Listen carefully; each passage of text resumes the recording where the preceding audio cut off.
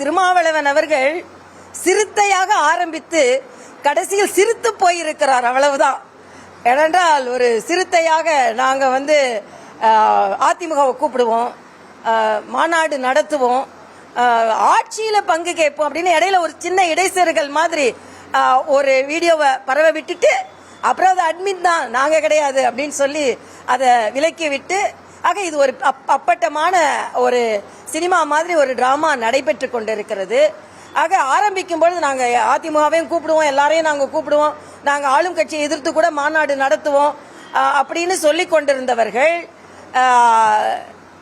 அண்ணன் ஸ்டாலின், தலைவர் திருமாவளவன் அவர்கள் அண்ணன் ஸ்டாலினை பார்த்துவிட்டு வந்த உடனேயே சிரித்து போய்விட்டார்கள். என ஆக ஆரம்பமான மாநாடு அண்ணன் ஸ்டாலினை பார்க்கும்போது, முதலமைச்சர் ஸ்டாலினை பார்க்கும்போது சிரித்து போய், அதற்கு பின்பு மாநாடு நடைபெறும் பொழுது எந்த நிலையில் இது வரும்னு எனக்கு தெரியாது. அவங்களுக்கு முடியாது, எங்களுக்கு முடியும்.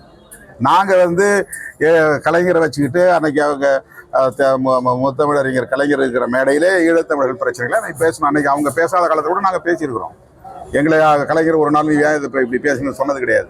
நாங்கள் திமுக கூட்டணியில் இருக்கிற போதே நான் அதிமுக கூட்டணியில் உள்ளவர்களோடு நான் பயணித்திருக்கிறேன். சில மாதங்கள் அல்லது ஒரு வருடம் கிட்டத்தட்ட பயணித்திருக்கிறேன். இதே வேலூருக்கு கு சீனிவாசன் விஜயகாந்த் கட்சியை சார்ந்தவர் உயிரிழந்த போது அந்த குடும்பத்திற்கு 3 லட்சம் ரூபாய் நம்ம கொடுத்தோம். அப்போ நான் திமுக கூட்டணியில் தான் இருக்கிறேன். 2009 அந்த நேரம் ரொம்ப கடுமையான ஒரு சூழல் இருந்தப்போ கூட்டணியில் இருக்கிற போதே இந்த கூட்டணியில் இருக்கிற தலைவர்களோடு நான் கைகோர்த்து பயணப்பட்டேன்.